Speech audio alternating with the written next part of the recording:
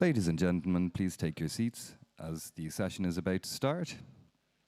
If you can make note of your nearest emergency exit and please switch your phones to silent. Thank you.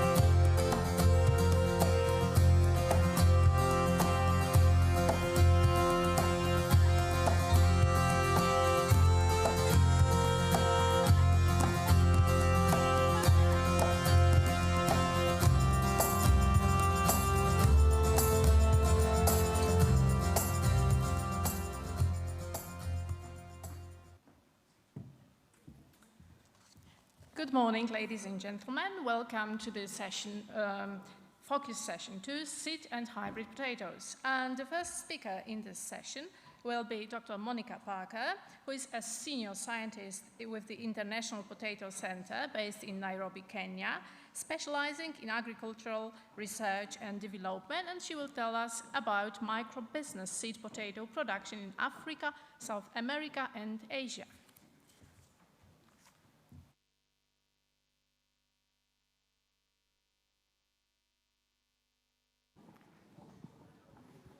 Hello, good afternoon. I think my microphone is working. Yes, so as I was nicely introduced here, I'm with a CIP. I'm based in Nairobi, overseeing the Africa program. And today I'm also going to talk about across oceans and continents, about Asia and South America, where we're doing seed production in a slightly different way. Oh, wrong one. Okay, so just a little bit of context to begin with. Mostly in Africa, let me take this one off here. Mostly in Africa, we have very low yields. They're about 8 to 10 tons a hectare. And, and forbiddingly, there are even some countries that are getting 6 to 7 tons a hectare as their national average yields. One of the main reasons behind this is the limited availability of seed. There's not a lot of production. And that which is produced is not always accessible to farmers for various reasons. And this is also why potato is not featuring more in the forefront in some of these countries as a national priority crop. It's not reaching its full potential because farmers are not able to access seed to produce enough potato so that can contribute to food and economic security in the countries where we operate. There are a few and large medium-scale farmers or seed producers, I want to say seed companies that grow potato on a large scale, 50 to 100 hectares, under a certification system, but they are few, and they are, and they're not very scattered in close to the potato growing areas. And also further compounding the seed accessibility is seed is sold at the farm gate. There is really no seed distributors or agro dealers who deal in seed potato. It's bulky, it doesn't last long. They prefer to deal in things like maize, which is much easier to handle and not nearly as bulky. So microseed businesses, what are they? They are critical for seed access. They bring seed closer to the farmers. They are usually small scale. They're scattered in the potato growing areas, which I know is a little bit of a cringe when we think about seed and isolating the production from potato, but this is really critical so that farmers can access seed.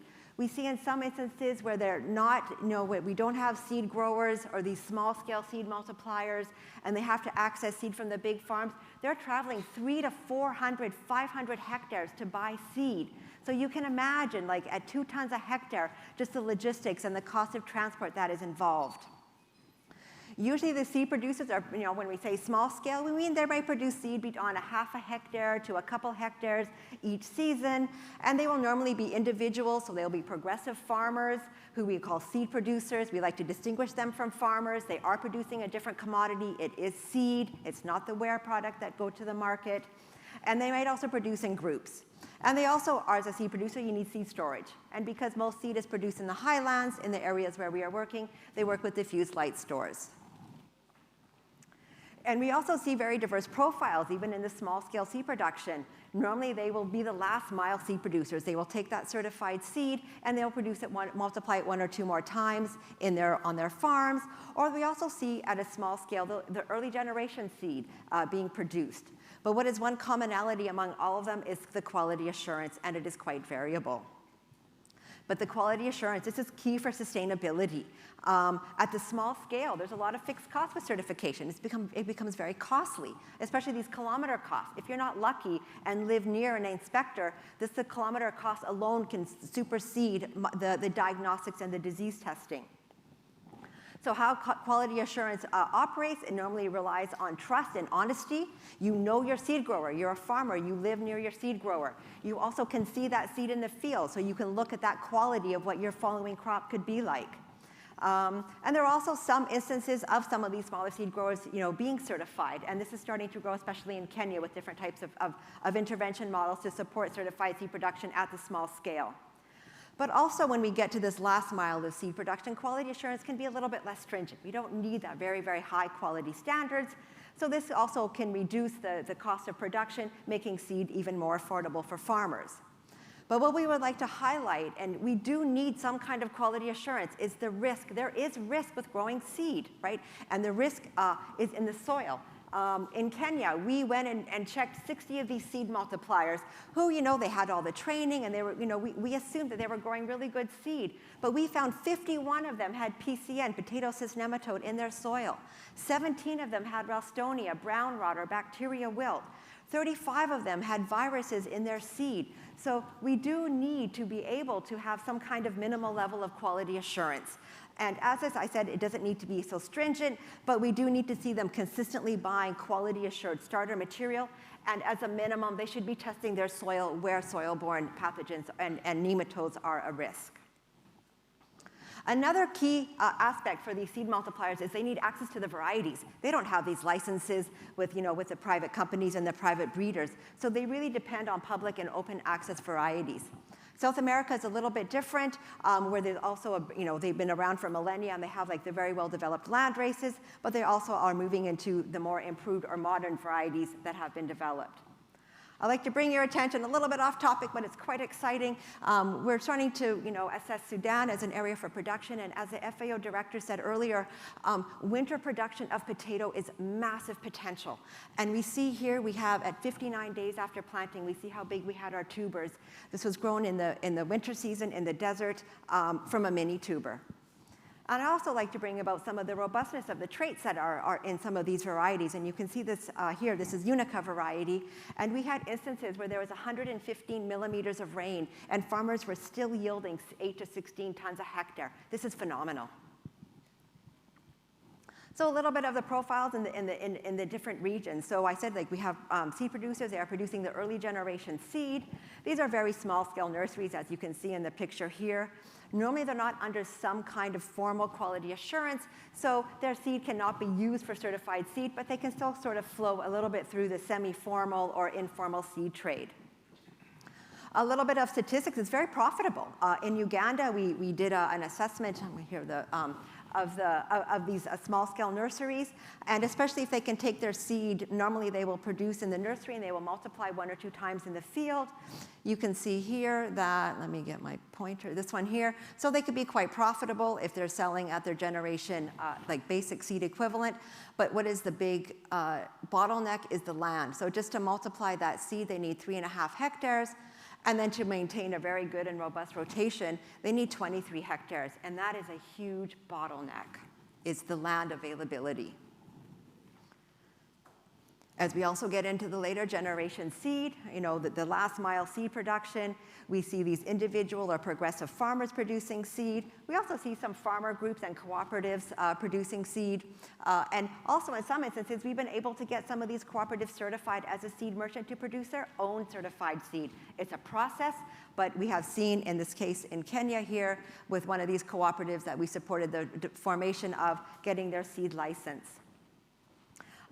But again, what we also have found is with these seed multipliers, they sell all their seed. They have high returns, right? They are selling a commodity at a much higher value, but again, they're not always incorporating all of that quality assurance. So we need to sort of balance that out. They are getting a premium for their product, but at the same time, they have to incur more costs because their product is about the quality assurance. It's not just about the tuber that they're selling. Again, coming back to this land, the bottleneck is about the land. And in many countries, what we see is there's a lot of investment in the early generation seed. You know, the mini tubers, it's very technical, it's complex, but there's not enough attention paid to that field bulking. And that is where they're sort of cutting themselves really short.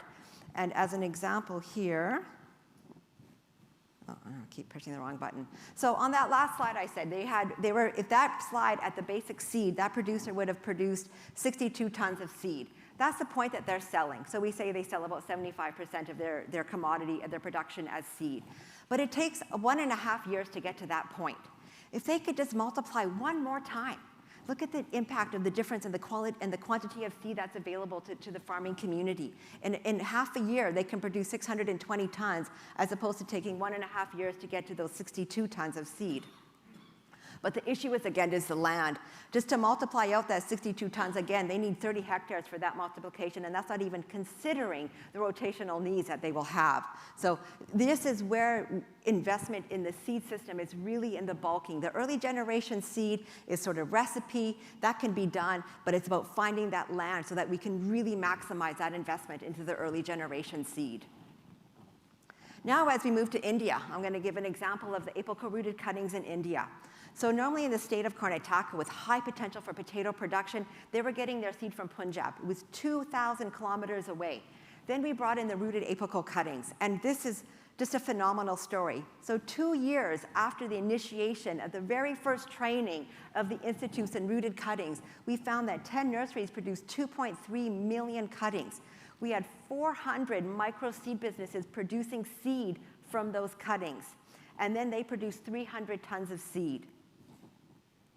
Now they have a really big goal in the state, and that's to produce 80,000 tons of seed for 40,000 hectares. This is going to be a demand for 50 million cuttings. So that's an opportunity they estimate for 200 of these small-scale nurseries. And we say small scale, maybe 5 by 5 meters, so not very big nurseries, 3 by 10 meters. These are sort of the size of the nursery that we're looking at. This is also opportunity for the bulking of this seed, you know, to get that cutting, that transplant, and plant it in the field and produce the tubers. They estimate another 100 small micro businesses, seed businesses, can form from that. And then again, we have the profit, and then also the other emerging economic opportunities. So what I like to say is in India, the apical-rooted cuttings are an example of a silver bullet. We know silver bullets. We say they don't exist for complex problems. But in India, I have been convinced that it was the cuttings that have revolutionized seed. And we can see in 2 years what has happened in terms of seed availability in Karnataka state. Then now we're going to move across some oceans and some continents as we go to South America. And there, the seed system, that's been quite established. You know, that's where the land of potato is from. They're based on the land races. You know, over millennia, their seed systems have developed, a lot of farmer exchange and, you know, and farm-safe seed.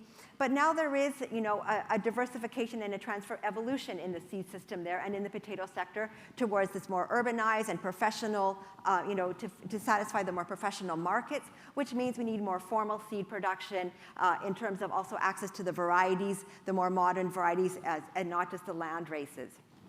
Again, what is one of the challenges there is the emerging pests, right? When we don't have the formal certification, these pests can creep their way into the seed system, so we have to find a way to keep them out. And in South America, what is really, sort of driving this transformation from the land races and, you know, the more informal seed exchange is the value chain. So you have to have that pull down the value chain so that farmers will now be more incentivized to, you know, to buy some of these more formal or, you know, modern varieties, which means coming from a more formal seed system.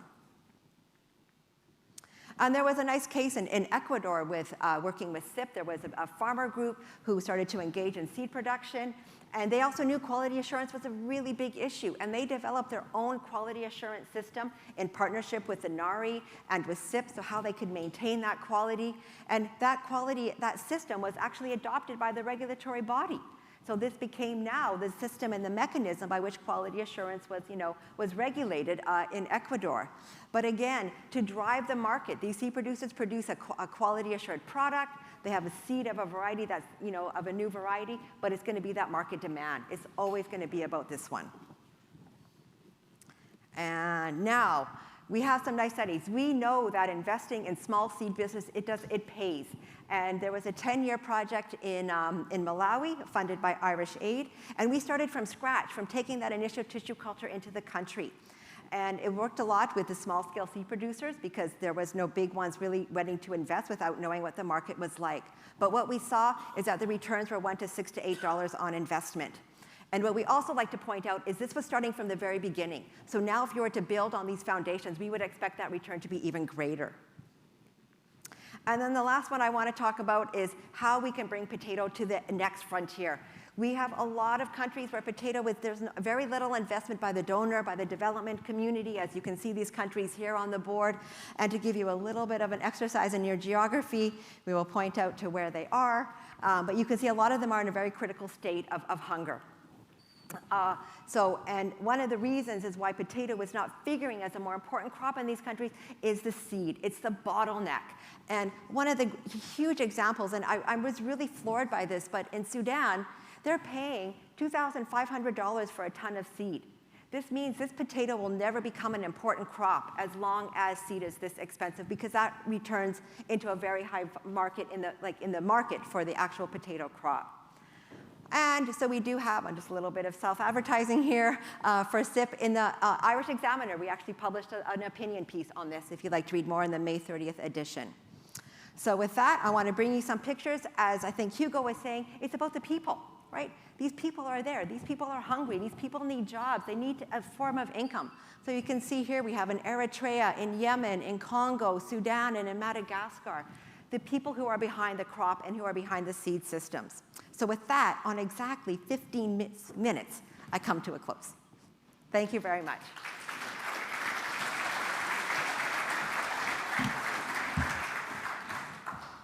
Well, thank you very much. We have almost no time. Maybe there is one burning question for Monica.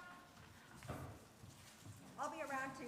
You want to catch me in the hall? I like to talk and be social, and so no problem. Please ask all the questions later on. Thank you so much.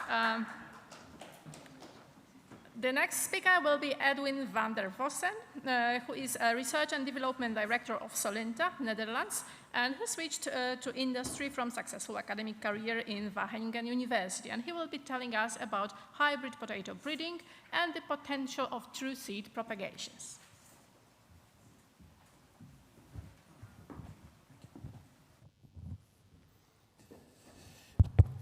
Good morning, everyone. Thanks for the introduction. And I'd just like to start by thanking the organizers for giving me the opportunity to present the work that Solinta is doing. For those who do not know Solinta, Solinta is a hybrid potato breeding company in Wageningen. And looking at the theme of this year's conference, the challenging world of the potato, changing world of the potato, I think the hybrid potato technology is really one of the major technologies that is being developed that is really going to help potato overcome the challenges that is actually coming at potato. So I can go through these quite quickly. We all know that the world is facing major challenges. We need, of course, more food.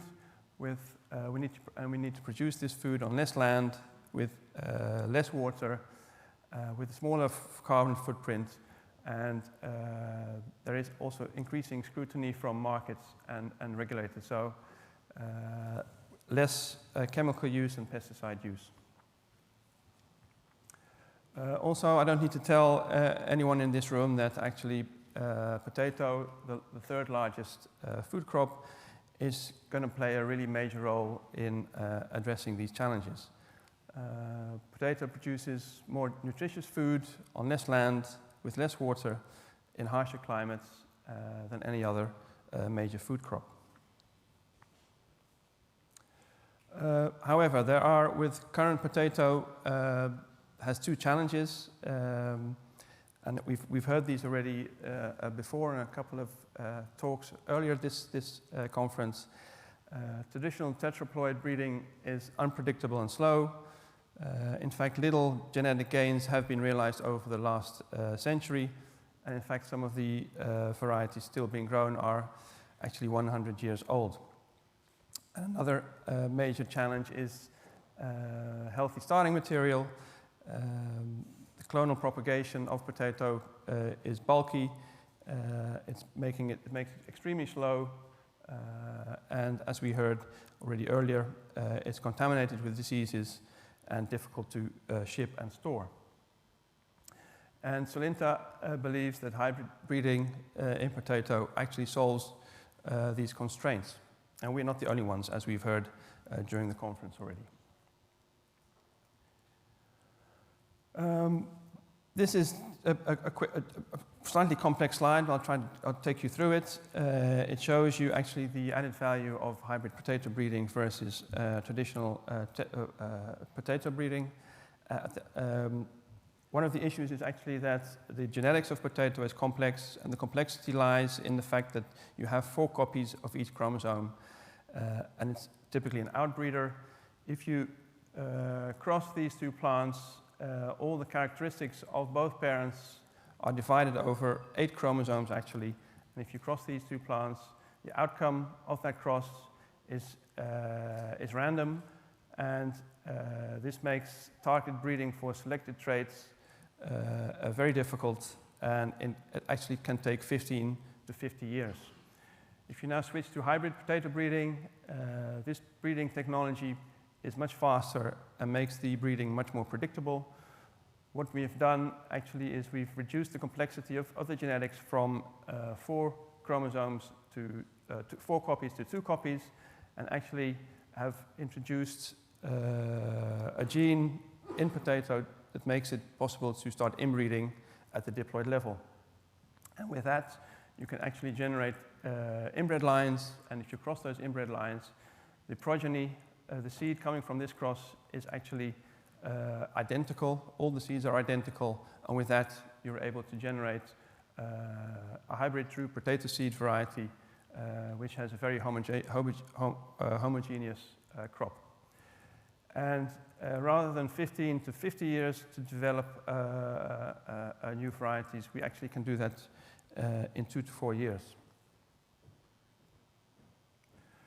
Hybrid breeding technology is not a new technology, it's a proven technology. It was first introduced in corn in the 1930s, and since then we have seen an enormous increase in genetic gain and the performance of the crop. Most of this increase in performance is due to the introduction of the hybrid technology. And actually since then, several crops have actually adopted also this technology.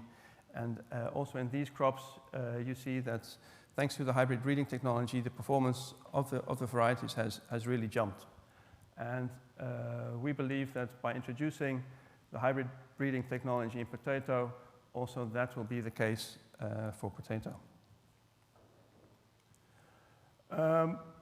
This is what you see here is just a cartoon of the Solinta journey. I've only been at Solinta for 2.5 years. So a lot of the hard work has been done before this, and it has been quite a bumpy ride, as you see. On the left is just the average yield tons per hectare, and on the x-axis you see a time scale.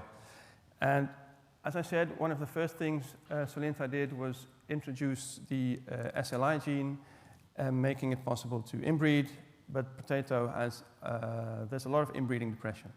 So actually, once you start inbreeding, you lose the performance of the crop, and you have to find ways to break that inbreeding depression through all kinds of recurrent selection programs. We see that this line went up and went down, went up, went down, and actually this all had to do with the technical hurdles which are associated to developing the hybrid technology in a crop. And I think that has taken, it started off in 2006-07, and it actually took, let's say, 12 years to actually develop the technology.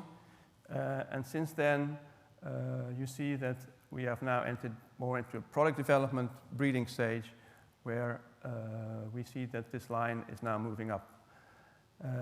Something you see here also is we get yield from seedlings. So because we generate varieties through seeds, you can actually develop a crop from either direct sowing or from a seedling. And this indicates this line, but we also see that if you develop seed tubers from these seedlings, actually you get quite a big bonus on your yield per hectare.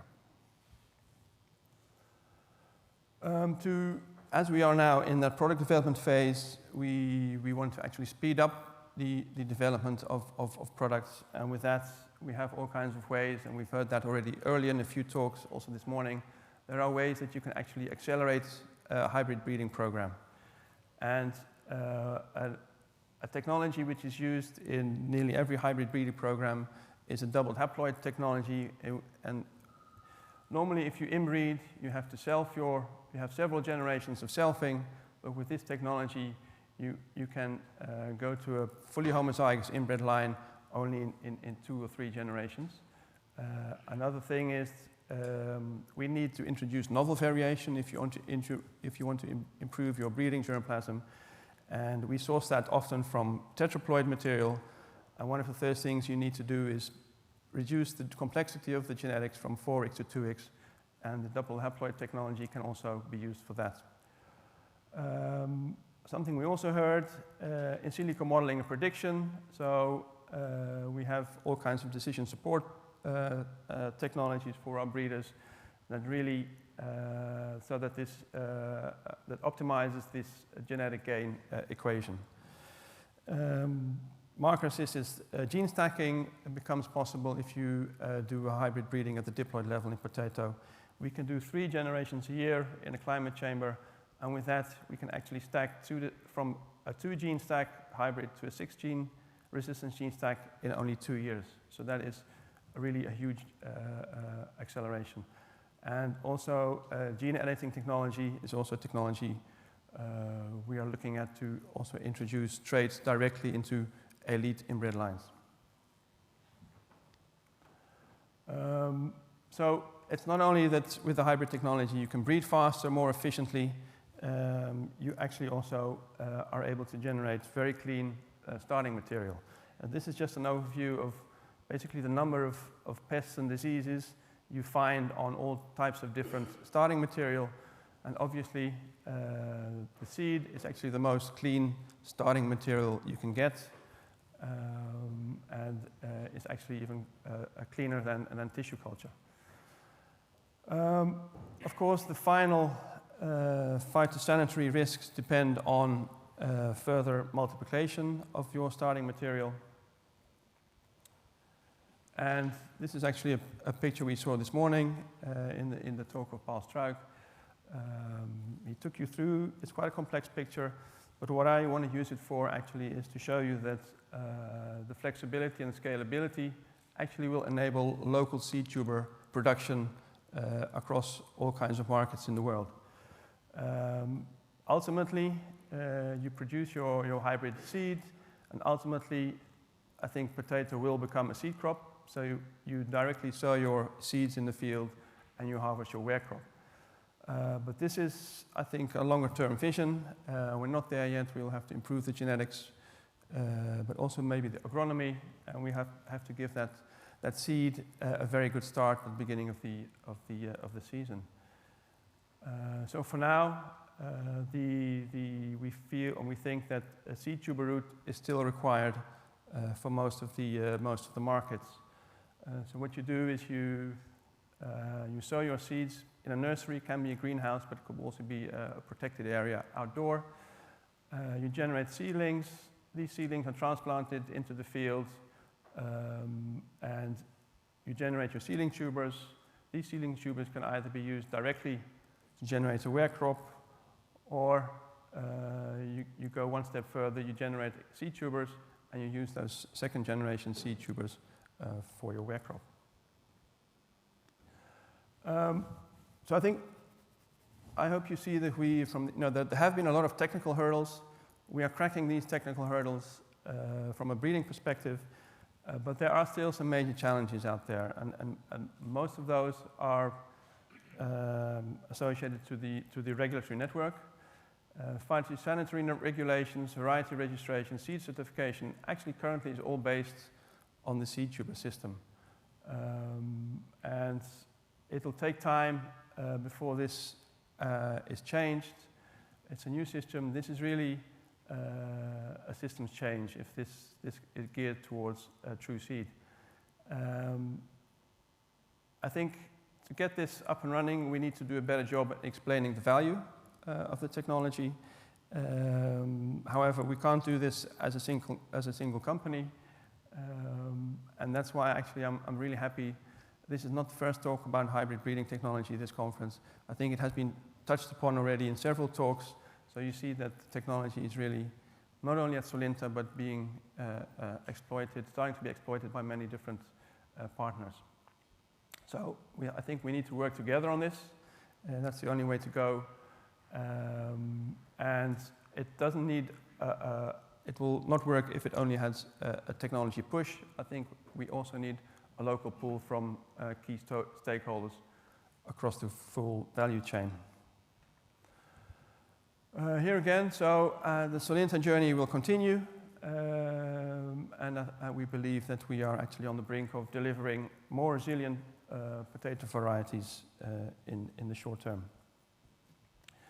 And just to finish off, this is just a sneak preview of what came out of experimental fields last year in the Netherlands. This is, I must say, harvested after 120 days, but the nice thing is this was a seedling grown crop, and we are already seeing harvests bigger than 50 tons per hectare. So there is huge potential, I think, in the technology. And with that, I thank you for your attention and would love to take any questions if there are. Thank you very much. We have 1 minute for questions. Are there any questions for Edwin? Over there.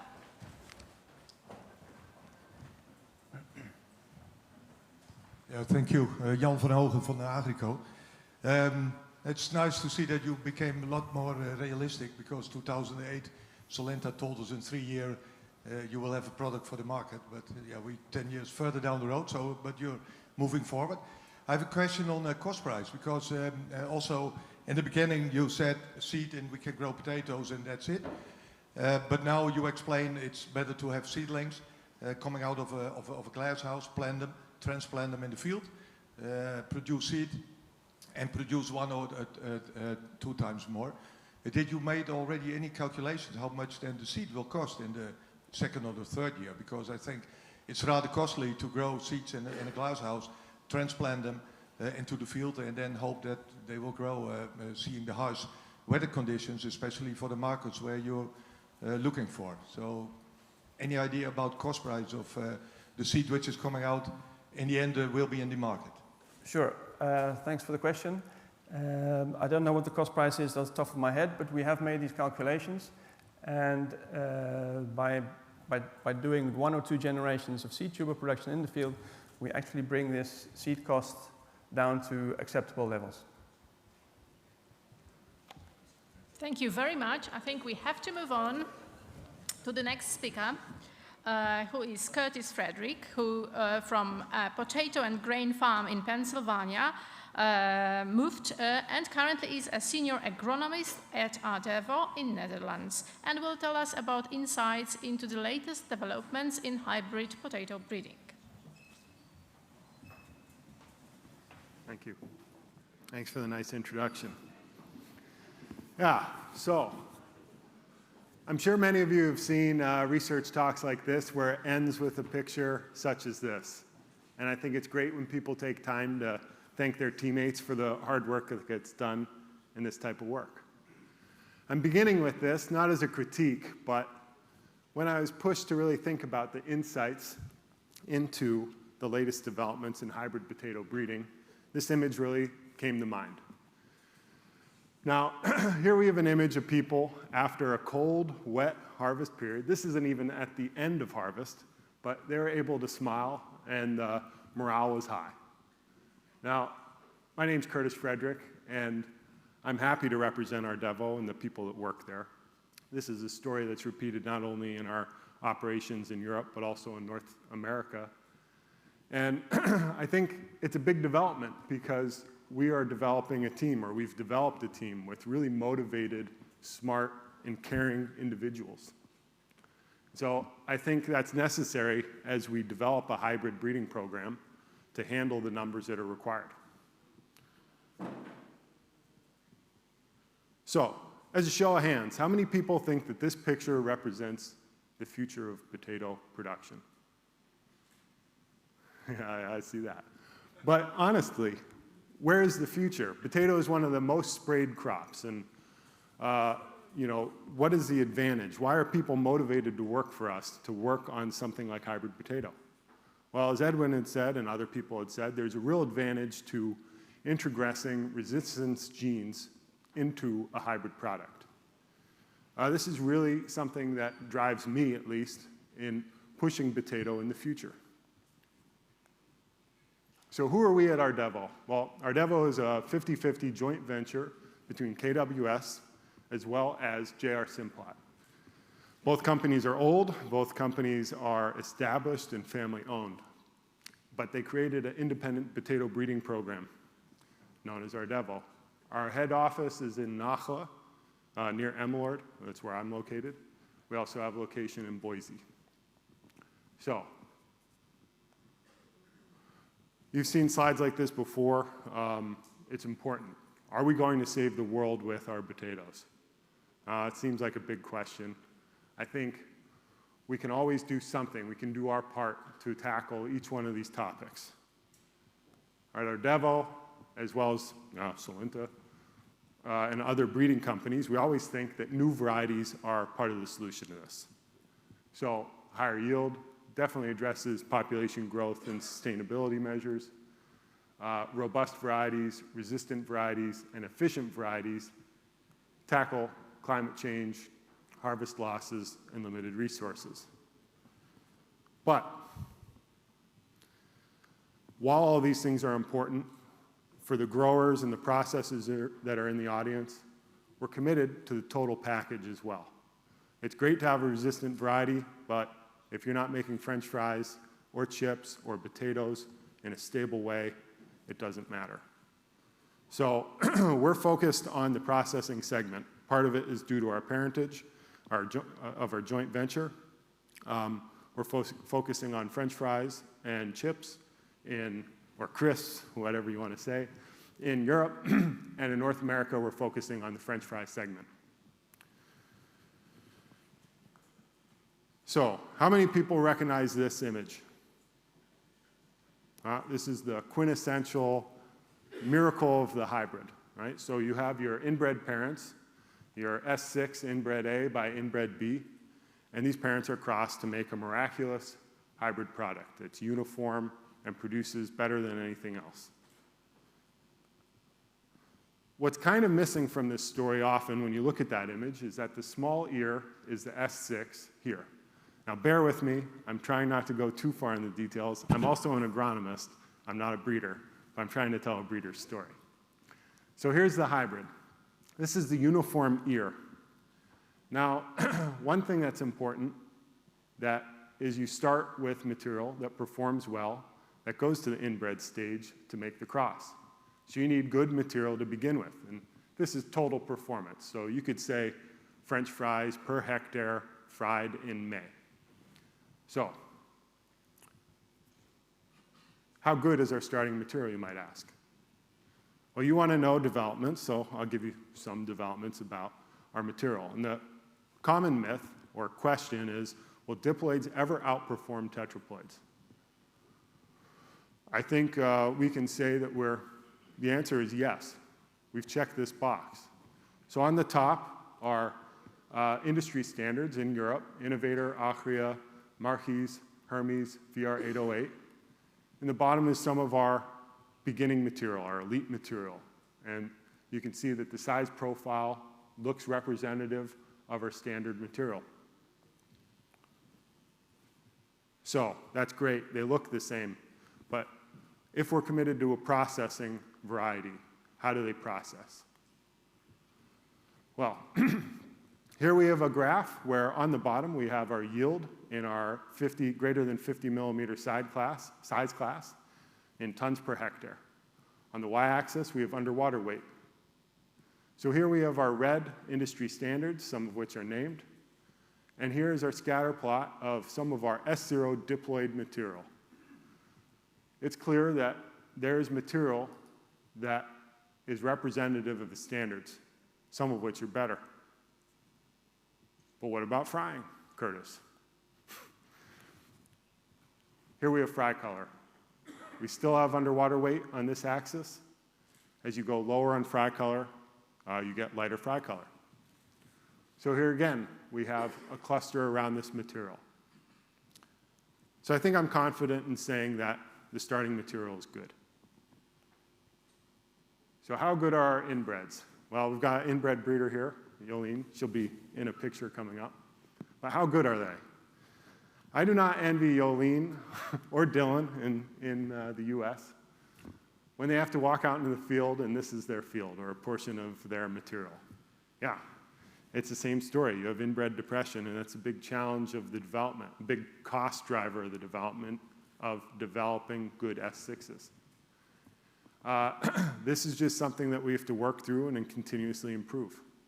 But that shouldn't really matter, because the real question is, how good are our crosses? Well, visually, they look good. They look uniform. These are some early hybrid crosses where they look uniform in the field. Some of them, not all of them. Some of them have good tuber characteristics. So this is a favorable story.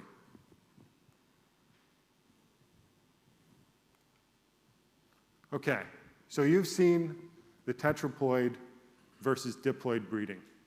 But what I'm going to talk about a bit more is how it affects the grower or the processor. So here we have our tetraploid where they're crossed, and then we have selection and multiplication. So basically, one individual is selected from a cross and then clonally multiplied. And this is what the grower sees, is a clonally multiplied crop where everything is completely uniform. This is what we need to get for the total package, is uniform fry quality for the processing segment. So how are we going to do this with diploid, where we start with crosses, we select the crosses that are good, and then we basically take those same parents and we make crosses again to make true seed. Now the goal is the same. The outcome has to be the same, where it's uniformity. The problem is that we have individuals, distinct individuals that are the starting basis. So this is true whether we're doing direct sowing or if we're doing another propagation method where we're starting with seed and growing standard seed potatoes for the standard potato chain. It always has to be uniform. So how are we in that is probably your next question, right? So, this is not a good slide, but it's a good thing to be aware of. We're not going to hit a home run or, I don't know, some football expression for soccer, but yeah, you get my point. These are French fries that are not uniform. No processor is going to like that. This is one of our test crosses. This is a standard variety. Can anybody tell me what variety this is? I'll be really impressed if you can. Any guesses? Did someone say innovator? I heard that. Oh, good job. Yeah. So this is what everybody wants, is a perfect French fry. Can anybody tell me what this is? You say Fontana? That would be impressive if you, yeah. That was pretty good. Can anybody tell me what this variety is? Any guesses? Any others? Ha, gotcha. It's a test cross. So there are positive outcomes. You know, there are positive crosses. And I think what's important is that we're able to see that we can get uniformity in processing quality in this diploid hybrid system. Yeah, it's not perfect. We still have things to do. You can see here's another test cross. And we have differences in flesh color. So there's things to improve on. Fortunately, flesh color is relatively simple genetically, and it's something that we can breed towards. I think that's really what's exciting about it. We've really started to develop a team, a motivated team that's a pleasure to work with, a pleasure to be associated with, and we're answering these questions. We've demonstrated that diploid material can compete with tetraploid material on a clonally propagated basis. We can demonstrate that the test crosses are favorable, and we're going to work towards the fact where we continuously improve and improve our stability over many growing areas. So with that, all I can say is we're moving onwards, and it was a pleasure to talk to you. I'd be happy to answer any questions. Thank you very much, Curtis. And we have almost 3 minutes for discussion. Questions to Curtis then, please.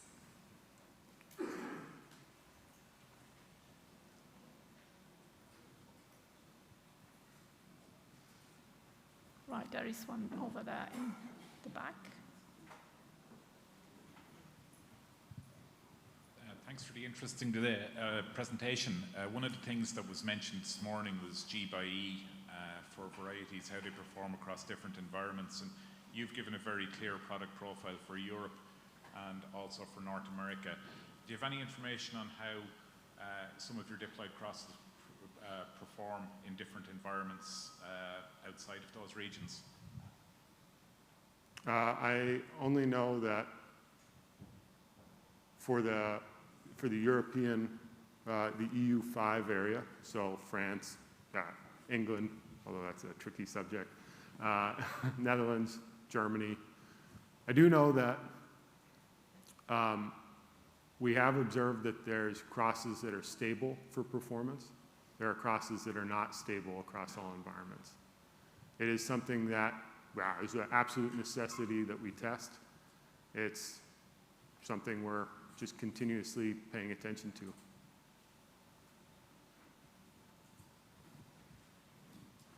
Yes, there is one in front. My query is like, what is the status of regulation as far as EU is concerned for TPS, particularly for diploid ones? Yep. The status in EU, certification status? Sure. I think it's something that we're working on. Paul van de Wijngaard is, he's working on that in our group. I think it's important that we work together with other diploid hybrid breeding groups to really set clear and concise rules that allow for TPS movement across borders.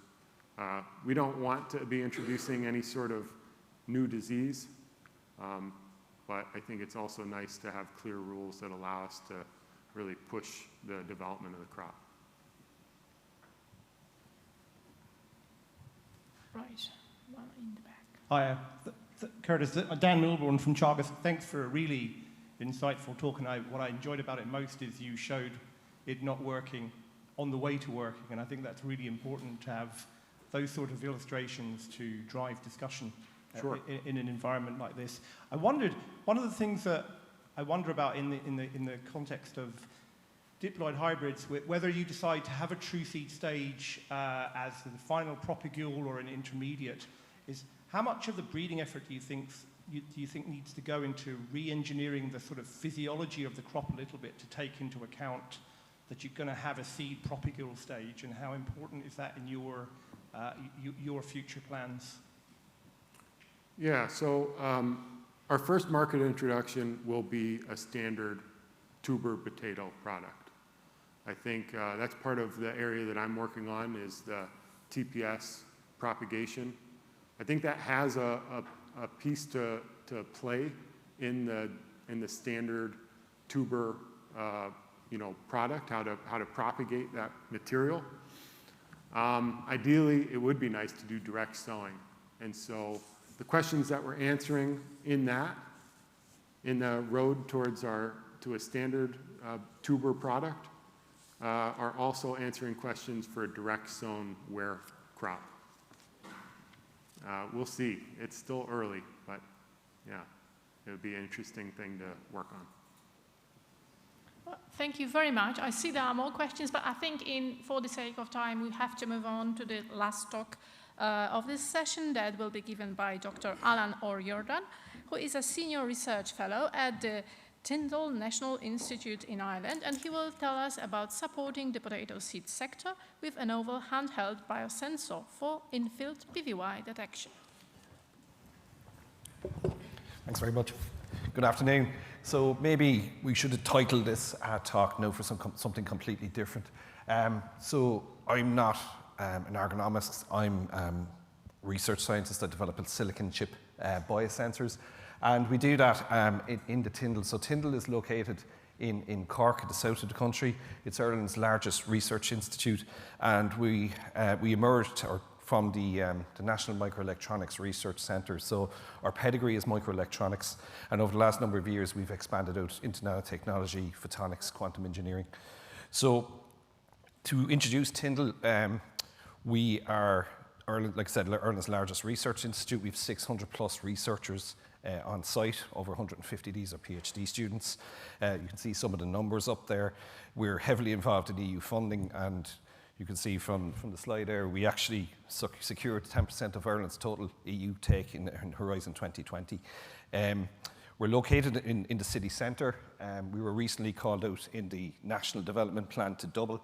So this is the site, this is the site as it is, and we're now going across the river to build a brand new campus in the next couple of years. So as a microelectronics centre, we're focused across a number of research areas or application areas. And you see the four of them there. We're working in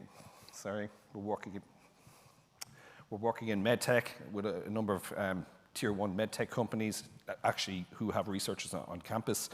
ICT and telecoms is core. A lot of work going on in micro and macro energy harvesting on chip, powering your mobile phones, things like that. And more recently, we've taken those technologies and we started looking at deploying them into the sustainable agri-food and environment application domain. Okay, so why are we here? So why am I talking to you? So we started a number of years ago working with colleagues in Teagasc and DCU to address a challenge, and the challenge was, and it's been exacerbated by by Brexit, is that to be able to generate high quality seed tubers in Ireland, there's an issue with the continual prevalence of PVY, and really to eradicate that PVY you need a surveillance scheme, and for that scheme to be successful, you need to have in-field diagnostic technologies to allow you to do it. So our goal within that project is to develop digital-based biosensor that we can go out into the field. We can take a sample from the leaf of a plant, we can test it there and then, and within a few minutes, 20 to 30 minutes, we can determine if that plant is infected with PVY, and preferably to be able to detect that virus before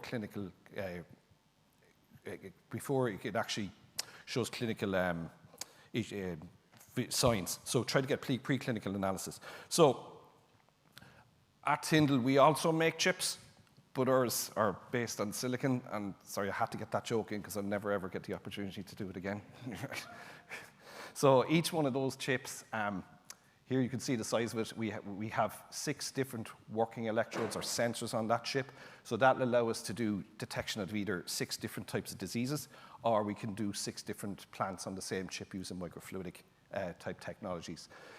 Each sensor is typically either a nanoband or a microband. So the optical micrograph here shows a sensor that's 50 microns long and 1 micron wide. Just put that in context, the diameter of a human hair is about 100 microns, so it's 100 times smaller than that. And we also go down into the nanoscale when we want increased sensitivity. And just in the interest of time, because I see the clock ticking away here, the chips basically outperform traditional macro electrodes that you can buy from Elsevier or from Aldridge. So we effectively, or it allows us to do analysis faster, better, and cheaper. So to do analysis in the field then, I have a little concept video here to show you. So this is an image of one of our sensors. And what we need to do for the gold electrode here is to actually deposit a polymer layer selectively onto that electrode and only onto that electrode. And that allows us then to build the biosensor on top of that polymer layer. So that's a critical step. It's like building a pillar. It's the foundation of that pillar. And we've assessed a number of different polymer layers to allow us to do this. So once we have our polymer layer down, we can then immobilize the capture antibody onto the surface of the chip. And this can be a capture antibody for any different types of disease. It's not Lego in that you can plug and play, but it is modular, and with a little bit of tweaking that you can actually take these sensors and then make them applicable to other disease types. And what we do is, once we have the sensor modified and blocked, we introduce a sample. In the sample, there could be a variety of other diseases or viruses or background proteins that can actually cause those issues. And invariably, you will get a small amount of this background binding to the sensor, which effectively would give us a very slight positive signal. But in the presence of the target disease, as you can see here, the red one, once that's there, it'll bind selectively to the antibodies, and then you will get a much, much higher signal. And the advantage of using a nanowire or electrochemical type of sensor over, say, lateral flow that we've all used for COVID, is that you can immediately send the data to the cloud. It can be entered into decision support systems and give an immediate indicator of what's happening in the field, and allow even for predictive measurements and predictive disease spread to be done. So to do that, we take our sensor, and here's a scanning electron micrograph of that sensor. And firstly, we put down nanogold just to roughen the surface and give us nucleation points where we can bond on the polymer. We spent a long time actually trying to get the right polymer. We needed a polymer with primary amines in it, and we used those primary amines and covalently attached the antibody to the sensor. Okay, so here you have the gold, and you can see there's no nitrogen, there's no amine on that. And we use electrodeposition techniques to then co-deposit gold and a chitosan biopolymer onto the surface of the chip, or sorry, of the electrode, and only onto the electrode. And you can see with the energy dispersive spectrum here that we've gone from having no nitrogen to having nitrogen associated with the amine group. So that was good. That kind of gave us confidence that we were able to put the polymer down. The next thing we had to do then was to show that it was a primary amine. So here's a control where we just do optical and fluorescence images of the chip, and you can see that we get no fluorescence response at all from the sensor, which is good. That means there's no auto background fluorescence to give us false positives. We then immerse the sensor in ATO565, a dye which specifically targets primary amines, right?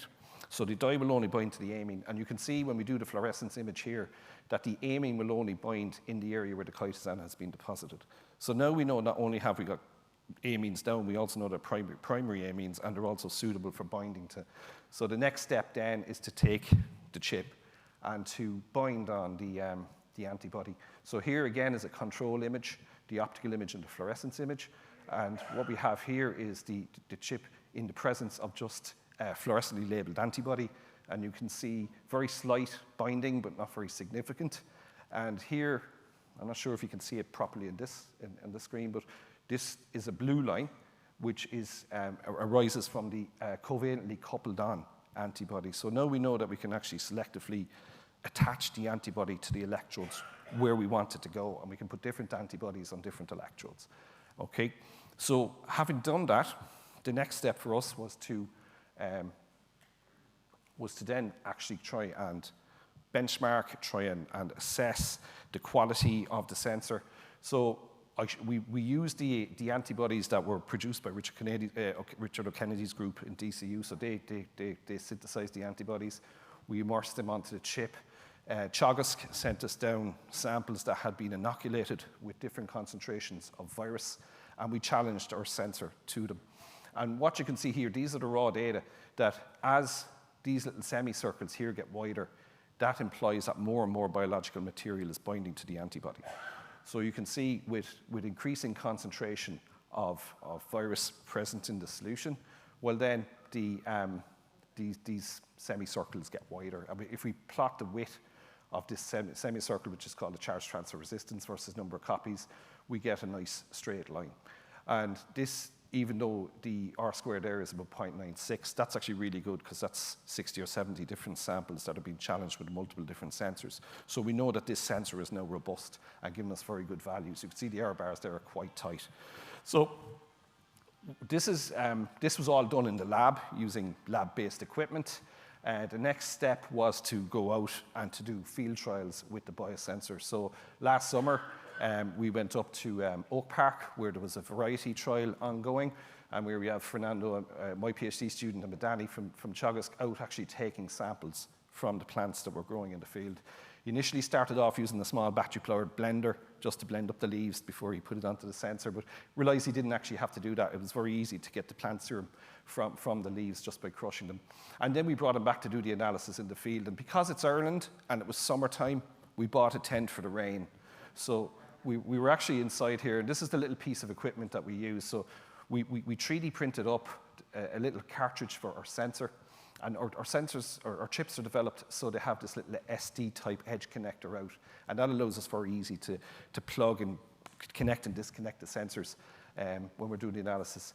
And you can see the kind of standard semicircular thing here, but so giving us a positive result. And I suppose what I want to point out here is this piece of equipment here, it costs about €5,000, right? And the laptop is probably another 1,000 on top of that. So it's still not cheap, right? It's still not possible to go out into to be able to do this quite cheaply. So working with colleagues in Tyndall, we actually developed our own electronic system in a different project, and we were able to leverage from that here. And the bill of materials for this one is about $100, all right? So now suddenly you're gone into the very cost-affordable regime. And using an app on the mobile phone, we were able to do analysis. The advantage of this is the sensor just plugs straight into the electronics. We could just put a little droplet of serum there, and we can do analysis. And here's an example of two plants, one which wasn't infected and one which is infected. And you can see that there's a huge disparity between the uninfected and the infected samples. So that was really good. So effectively, our sensors, our technology, the whole lot was working in the field. And this year, we're going to go back out and do a number of more field trials. But this is some data that we got from last year. This is only 11 samples, just to fit it in a page. And we benchmarked our technology using the gold standard ELISA approach and also PCR. And I suppose even though this is a complicated table, the things to take out of this effectively are anywhere there's a color is a positive, right? And you can see that our technology, or the sensors that we developed, will give a positive when there's a positive, and also gives a negative when there's a negative. Okay, and these results are back literally within 25 minutes of taking the sample. What's also interesting is these three samples here, which are in grey. What they're showing is that they weren't positive for PVY, but they were positive for PVS or PVA, so very similar diseases. And our sensors were able to selectively show that there was no PVY present in those plants, despite them being infected with other viruses. And I suppose to make it simple then, moving towards the end user, when you plot those data in a bar chart type system, we found that if above 30 megaohms in the result that we were reading meant a positive, and below 30 megaohms meant a negative. So we were very easy able to use this cutoff value and assign positive and negative disease status. So I'm after getting the yellow card, so I need to stop talking. So if there's any questions, I'm happy to take them.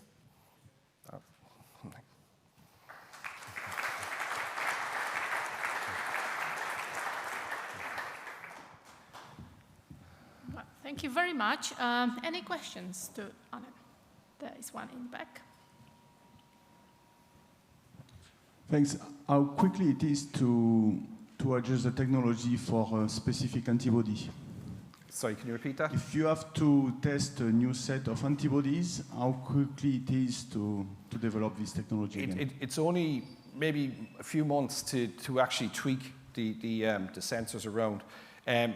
Having said that, though, it depends on how similar the antibodies are, right? So we've actually turned it around for liver fluke, in a couple of weeks.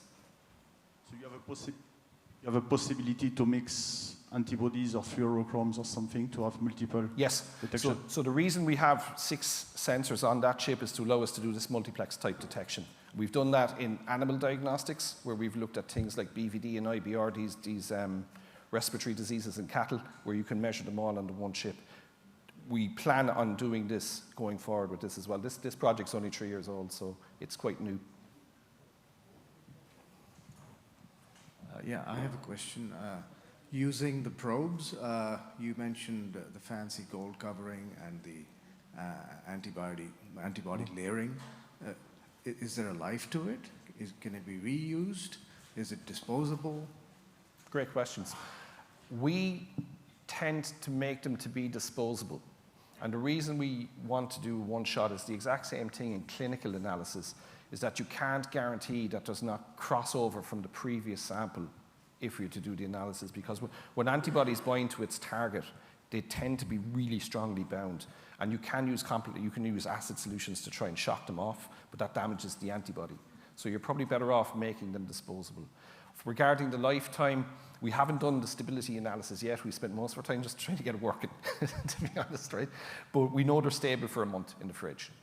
And if you look at other types of tests, by adding things like sugars onto the electrodes, you can actually increase the lifetime and the stability of the sensors. Okay. Yeah. My quick question is that in PVY, there are different variants, O and NTN. There are more than 5 or 6, I hope. And is it possible to detect all of those? So we used PVY-N, right, which is the one that's common in Ireland. So we were looking to detect those, but there's no reason if you change that antibody that you can't detect other species or other subsets of the virus.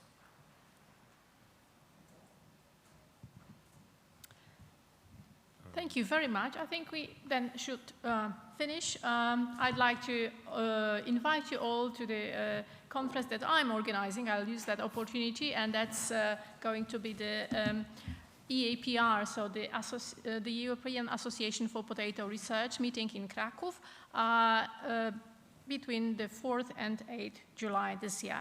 And with that, I'd like to finish and thank all the speakers for their excellent talks. Thank you.